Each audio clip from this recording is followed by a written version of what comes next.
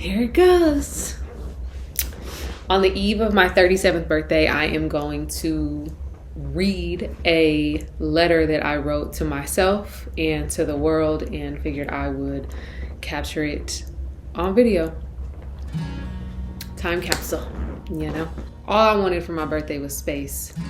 Space, quiet, uninterrupted, time to sit with my thoughts and honor how far I've come. Time to recognize how much healing is taking place, because this past year didn't just transform me, it resurrected me. I am lighter now, physically, emotionally, spiritually. Not just lighter as in weightless, but lighter as in light itself. I feel like a feather floating in the wind, unattached to any origin, unconcerned with destination, just here, just free. And when you're truly free, you realize there is no start or finish. Those are illusions created by the bound. Freedom does not require definition. It doesn't need to be understood to be real. It simply is. And I am. This time last year, I was still wrapped in the echoes of hell. That's what I call it now. And I say it with grace. Because to know heaven is to know hell. To know peace is to know chaos. To know freedom is to know what it means to live inside the prison of your own mind.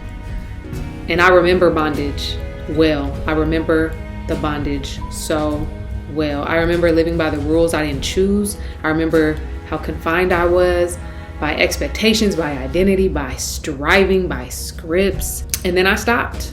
I stopped working so hard to become. I stopped trying to outrun the noise. I stopped needing to deserve my joy. I let go of the identities I spent my whole life earning and the ones the world tried to assign me.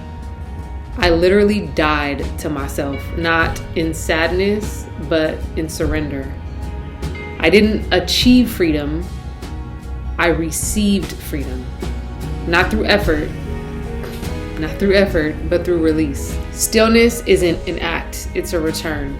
And in that stillness, what once felt like fractured holes of light became a full combustion. In internal fire too bright for the human eye to see. It's blinding, but one that shifts everything. I didn't feel it all at once, but something in me knew the energy was different, the air was different, I was different. I became who I've always been.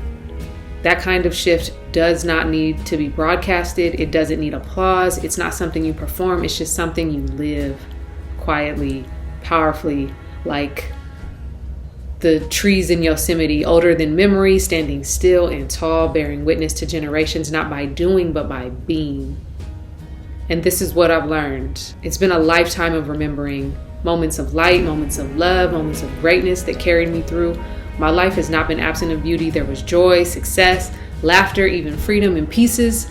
It wasn't this, not total freedom, not the kind that lives in your bones, that makes you breathe different, not the kind that doesn't depend on circumstances or titles or roles, this kind of freedom that found me last year.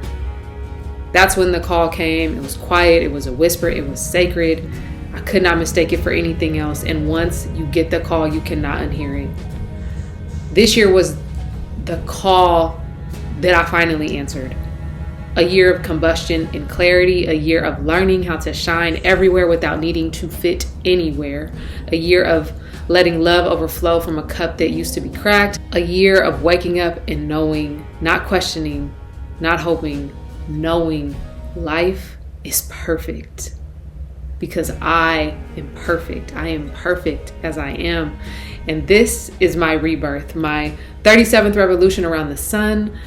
And I write this as a gift to myself and to anyone who may read it now and after I'm gone. You don't have to perform. You don't have to fight. You don't have to earn what already lives inside of you. You are already light. You are already the miracle. You are already free. And when you forget, come back here, sit. Just sit. Be the feather. Stand with the trees. Float with me. Let stillness remind you you were never lost. You just hadn't remembered yet. Welcome home. Love, Jerica.